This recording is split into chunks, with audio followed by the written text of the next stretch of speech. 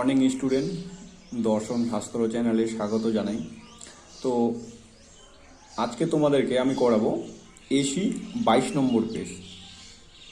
AC 22 নম্বর পেজে next পেজটা আমাদের ফিলোসফির এমসিকিউগুলো দেখে নাও। 1 নম্বরে এমসিকিউ কি আছে? পার্ট বি 1 নম্বর, একটি আদর্শ নিরপেক্ষ বচনের অংশ হলো, অ্যান্সার হবে কত? সি নাম্বারটা, 4টি। নেক্সট কোশ্চেন কি আছে? কেবলমাত্র বিধেয় পদ ব্যাপ্য, কেবলমাত্র বিধেয় পদ ব্যাপ্য বলেছে, এখানে অ্যান্সার হবে ডি নাম্বারটা, ও বচন। তারপরের কোশ্চেনে চলে আসো যে একই উদ্দেশ্য ও বিধেয় বিশিষ্ট দুটি সামান্য বচনের মধ্যে যে বিরোধিতার সম্বন্ধ আছে তা হলো, অ্যান্সার হবে এ নাম্বারটা, বিপরীত বিরোধিতা। 4 নম্বর কোশ্চিনে কোনো কোনো অক্রিয়াবিদ হয় অমিরামিষি, এই বচনটি, তাহলে এটা কোন বচন? যেহেতু কোনো কোনো আর হয় আছে, তাহলে এটা আই বচন। এখানে কি বলছে যে কোনো কোনো অক্রিয়াবিদ হয় অমিরামিষি, এই বচনটি, এটা হবে অ্যান্সার সি নাম্বারটা, উদ্দেশ্য ও বিধেয় উভয়ই অব্যাপ্য। আমরা জানি যে আই বচনের দুটো পদই অব্যাপ্য, তাই না? 5 নম্বর কোশ্চেনে চলে আসবো যে সকল এস হয় অপি, এই বচনটি, এটা হবে এ নাম্বার অ্যান্সার, যে এ বচন, যেহেতু সকল আর হয় আছে, বচন করার সময় আমরা করে আসছি, তাই না? নেক্সট কোশ্চেনে চলে আসবে যে সব বচন বাক্য, কিন্তু সব বাক্য বচন নয়, তাই না? এটা হবে কোনোটি নয়। তবুও তোমরা এটা একবার দেখে নিও, এটা একটু ডাউটফুল মনে হচ্ছে। তারপরের কোশ্চেনে চলে আসো যে তৃতীয় সংস্থানের বৈধ মূর্তির সংখ্যা, যেহেতু আমরা জানি যে তৃতীয় সংস্থানের বৈধ মূর্তির সংখ্যা হচ্ছে 6টি, তাই না? তারপরের কোশ্চেনে চলে আসে ফেসিসন কোন সংস্থানের বৈধ মূর্তি, তাই না? এটা হবে ডি নাম্বারটা, যে চতুর্থ সংস্থান। তারপরের কোশ্চেনে চলে আসো কোনো পদে অবস্থান অনুযায়ী সংস্থান হয়, মানে কোন পদের অবস্থান অনুযায়ী সংস্থানটা হয়। একটা যে আমরা সংস্থান তৈরি করি, তাই না? আমরা জানি আসি যে নিরপেক্ষ বচনের বা নিরপেক্ষ যে অধ্যায়টা আমরা করছি, সেই অধ্যায়ের সংস্থান হচ্ছে 4টা। এবার কোন পদ অনুযায়ী সেই সংস্থানটা তৈরি করি, এটা হবে হেতুপদ, মানে এমটা দিয়েই তো আমাদের সংস্থানটা নির্ধারণ করে, তাই না? তাহলে অ্যান্সার হবে এ নাম্বারটা, হেতুপদ। তারপরের কোশ্চেনে চলে আসো, এখানে কি আছে যে কদাচিৎ শব্দটি থাকলে বচনটি হবে, কদাচিৎ শব্দটি যদি থাকে তাহলে বচনটি হবে। এখানে তোমরা একবার দেখে নাও যে কদাচিৎ শব্দটা যদি বাক্যটা সদর্থক হয় তাহলে নয়ার্থক করতে হবে, আর যদি নয়ার্থক হয় তাহলে সদর্থক করতে হবে। যেহেতু এখানে কোনো কিছুই বলেনি, শুধুমাত্র কদাচিৎ কথাটা বলবে, তাহলে এটা অ্যান্সার দিব ও বচন, তাই না? যদি বাক্যটা সদর্থক থাকে সেটাকে নয়ার্থক করব, আর নয়ার্থক থাকলে সেটাকে, যদি এখানে নয়ার্থক বলতো তাহলে অ্যান্সার হতো কিন্তু আই বচন। এটা একটু মাথায় রাখবে তোমরা। নেক্সট কোশ্চেনে চলে আসবো যে পি এর বিরুদ্ধ কি, পি এর বিরুদ্ধ পদ কি হবে? আমরা বিবর্তন করার সময় জেনে আসছি, তাই না? তাহলে পি এর বিরুদ্ধ পদ হবে, অ্যান্সার হবে বি দাগেরটা, অপি।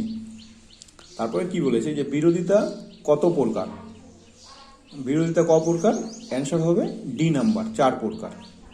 তারপরের কোশ্চেনে চলে আসবো দ্বিতীয় সংস্থানের হেতুপদের অবস্থান, দ্বিতীয় সংস্থানে হেতুপদের অবস্থানটা কোথায় করে? দ্বিতীয় সংস্থানে এটা হচ্ছে উভয় আশ্রয় বাক্যের বিধেয়ে, উভয় আশ্রয় বাক্যের বিধেয়ে দ্বিতীয় সংস্থানের হেতুপদটা অবস্থান করে, হ্যাঁ, অ্যান্সার হবে ডি নাম্বারটা। তারপরের কোশ্চেনে চলে আসো বিধেয়ে ব্যাপ্য, শুধুমাত্র বিধেয়ে ব্যাপ্য বলছে, কোন বচনে? এটা হবে বি নাম্বার অ্যান্সার, বিশেষ বচনে। তারপরের কোশ্চেনে চলে আসবো দ্বারাপীঠি বৈধ মূর্তিটি, এটা হবে অ্যান্সার সি নাম্বারটা, তৃতীয় সংস্থানে। দ্বারাপীঠি দেখা যায় তৃতীয় সংস্থানে, তাই না? অ্যান্সার হবে সি নাম্বার। তারপরের কোশ্চেনে চলে আসো, কি বলেছে যে আরোহ অনুমানের বস্তুগত ভিত্তি, এটা অ্যান্সার হবে এ নাম্বারটা, প্রকৃতি একরূপতা নীতি। তারপরের কোশ্চেনে আরোহ অনুমানের সিদ্ধান্ত, এটা অ্যান্সার হবে সি নাম্বারটা, সামান্য সংশ্লেষক। তারপরের কোশ্চেন সাদৃশ্যমূলক আরোহ অনুমান হলো, অ্যান্সার হবে সি নাম্বারটা, উপমা।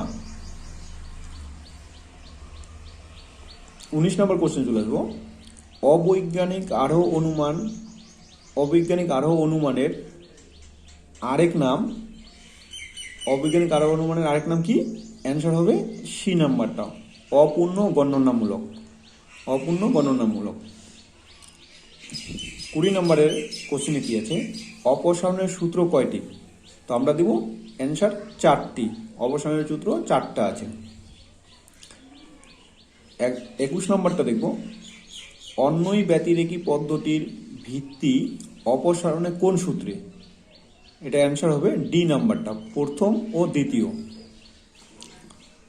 22 নম্বরটাতে কি বলেছে? মিলের কোন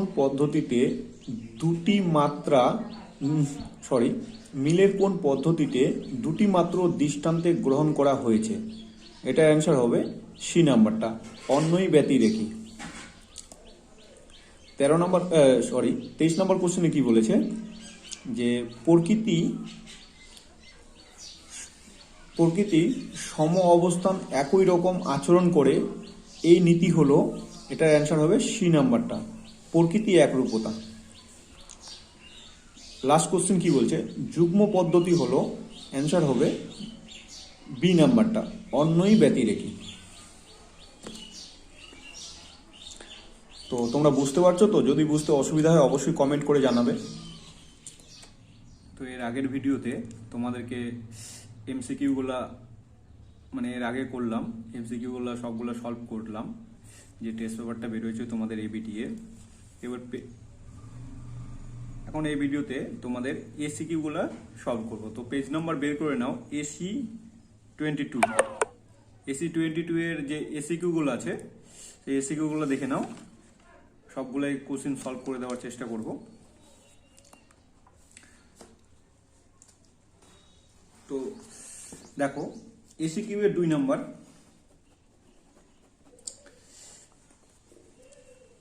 নিচের প্রশ্নগুলি অতি সংক্ষিপ্তে উত্তর দাও। 16টা আছে, হ্যাঁ, মানে 16 নম্বরের আছে, 16টা করতে হবে।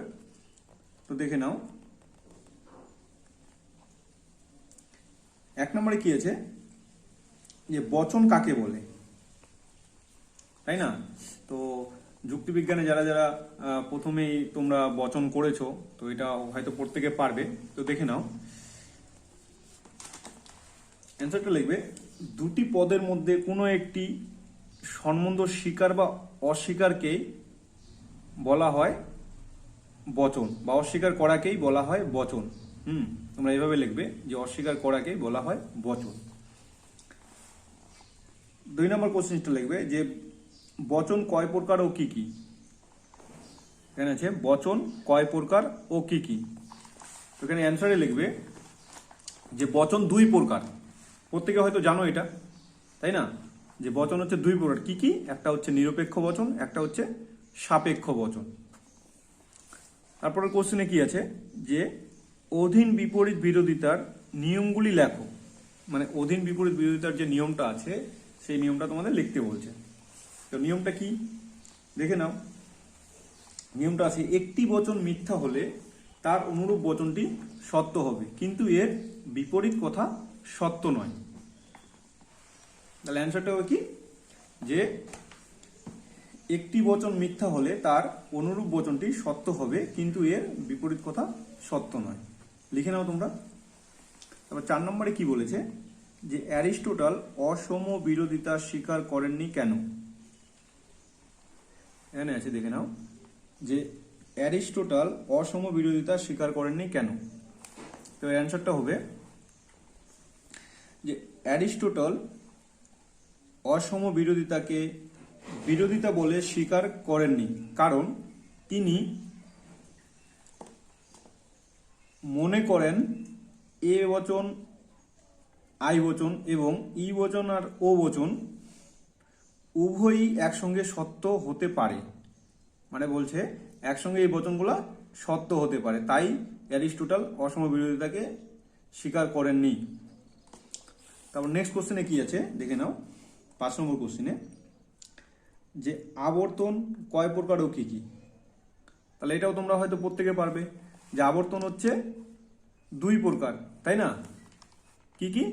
একটা হচ্ছে সরল আবর্তন এবং একটা হচ্ছে অসরল আবর্তন। তারপরে কোশ্চেনটা দেখে নাও যে অসরল আবর্তন কাকে বলে। তাহলে অসরল আবর্তনের সংজ্ঞাটা লিখে নিবে। তাহলে এখানে সংজ্ঞাটা কি আছে? সংজ্ঞাটা আছে যে আবর্তনের ক্ষেত্রে আবর্তনীয় বচনের পরিমাণ ও আবর্তিত বচনের পরিমাণ অভিন্ন হয় তাকেই অসরল আবর্তন বলে। অসরল আবর্তন বলে, এটা এইভাবে লিখে নেবে। তার মানে কি বলছে যে পরিমাণটা ভিন্ন হবে, মানে আলাদা হবে, কারণ আমরা আবর্তন করার নিয়মে দেখে আসছি, তাই না, যে উদ্দেশ্য বিধেয়ের স্থানটা পরিবর্তন হয়।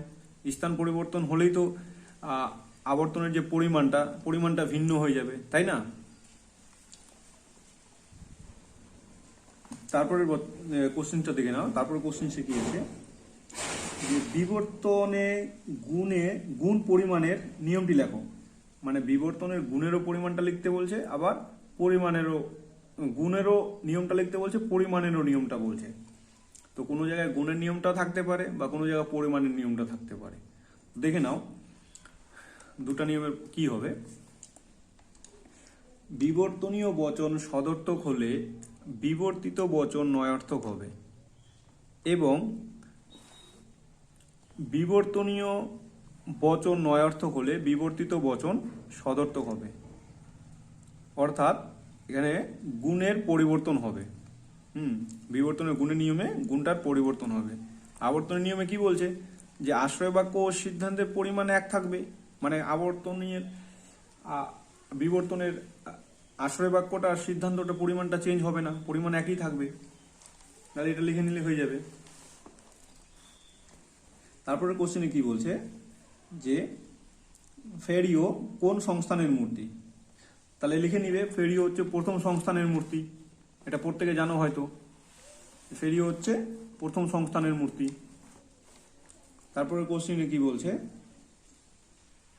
যে অনপেক্ষক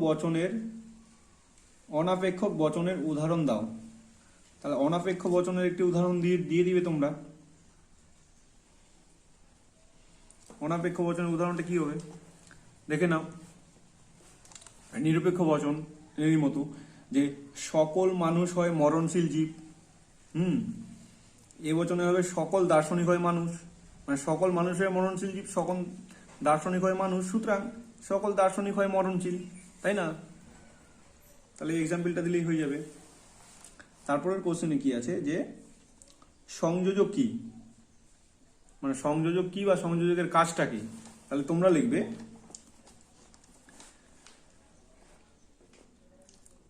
যে শব্দ নিরপেক্ষ বচনের উদ্দেশ্য পদ ও বিধেয় পদের মধ্যে সম্বন্ধ স্থাপন করে। মানে উদ্দেশ্য পদ আর বিধেয় পদের মধ্যে সম্বন্ধটা স্থাপন করলেই সেই শব্দকে সংযোজক বলে। তারপরে কোশ্চেনে চলে আসো। তারপরে কোশ্চেনসে আছে যে আরো অনুমানের দুটি বৈশিষ্ট্য লেখো। এখানে আরো অনুমানের দুটা বৈশিষ্ট্য লিখতে বলছে। তাহলে আরো অনুমানের দুটা বৈশিষ্ট্য কি কি? 1 নম্বর লিখো যে কার্যকারণ নিয়ম ও প্রকৃতি একরূপতার নীতি এই যুক্তির আকারগত ভিত্তি। 1 না নিয়ম গেল। আর 2 নম্বরটা কি হবে? এই যুক্তির সিদ্ধান্ত অনিবার্যভাবে আশ্রয় বাক্য থেকে নিঃসৃত হয় না, মানে নিশ্চিত হয় না। 3 নম্বরটা কি আছে, কি হবে? নেক্সট কোশ্চেন দেখো। এটা হলো তোমার 9 নম্বর কোশ্চেনটা।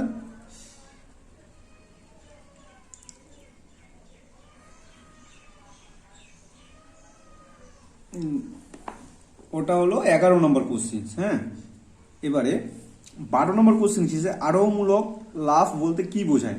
তো আরোহমূলক লাভ বলতে কি বোঝায় কোন এই নোটটা লিখে নেবে যে আরোহ অনুমানের বিশেষ জ্ঞেতা সত্ত্ব থেকে সামান্য অজ্ঞেতা সত্ত্বের অগ্রসর হওয়ার যাত্রাকে আরোহমূলক লাফ বলে।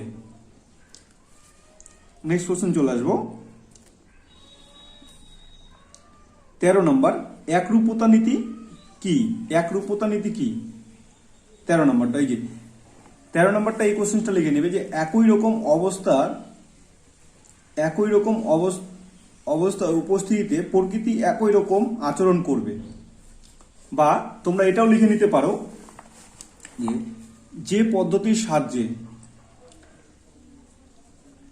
এক জাতীয় কয়েকটি বস্তু বা ঘটনা পর্যবেক্ষণ করে সমজাতীয় সকল বস্তুর সম্বন্ধে সামান্য বচন প্রতিষ্ঠা করা হয়। এটা লিখলেও হবে, দুটোর মধ্যে একটা লিখলেই হয়ে যাবে। তারপরটা চলে আসো যে সামান্যীকরণ বলতে কি বোঝায়, আচ্ছা না? তো সামান্যীকরণ বলতে কি বোঝায় এই নোটটা দিয়ে দিবে। যে প্রক্রিয়ার সাহায্যে এক জাতীয় কয়েকটি বস্তু বা ঘটনা পর্যবেক্ষণ করে সমজাতীয় সকল বস্তু বা ঘটনার সম্বন্ধে একটি সার্বিক বা সামান্য বচন প্রতিষ্ঠা করা হয় তাকেই সামান্যীকরণ বলা হয়। ডিটেলসে আমি যাচ্ছি না, কারণ ডিটেলসে গেলে আমার ভিডিওটা আবার অনেক বড় হয়ে যাবে। নেক্সট কোশ্চেনে কি আছে যে মন্দ উপমা যুক্তির একটি উদাহরণ দাও। মন্দ উপমা যুক্তি যেমন এটা আছে যে এই এক্সাম্পলটা দিয়ে দিতে পারো তোমরা যে রাম ও শ্যামের ম্যালেরিয়ায়, মানে রামেরও ম্যালেরিয়া হয়েছে, শ্যামেরও ম্যালেরিয়া হয়েছে। হ্যাঁ, রাম কুইনাইল খেয়ে সুস্থ, অতএব শ্যামও কুইনাইল খেয়ে সুস্থ হবে। কুইনাইল একটা ওষুধ, হ্যাঁ, রামের ম্যালেরিয়া হয়েছে, শ্যামেরও হয়েছে, তো রামের যখন কুইনাইল ওষুধটা খেয়ে সারে গেছে, অতএব শ্যামেরও সেরে যাবে, তাই না? লাস্ট কোশ্চেন কি আছে, মিলের অন্যয়ী পদ্ধতির একটি বাস্তব উদাহরণ দাও। মিলের অন্যয়ী পদ্ধতির একটা বাস্তব উদাহরণ দিতে বলছে। তো মিলের একটা বাস্তব উদাহরণ আমরা এটা টেক্সট বুক থেকেও দিতে পারি, তোমাদের দেখিয়ে দিচ্ছি। মিলের অন্যয়ী পদ্ধতির একটা উদাহরণ তোমরা এখান থেকেও দিতে পারো।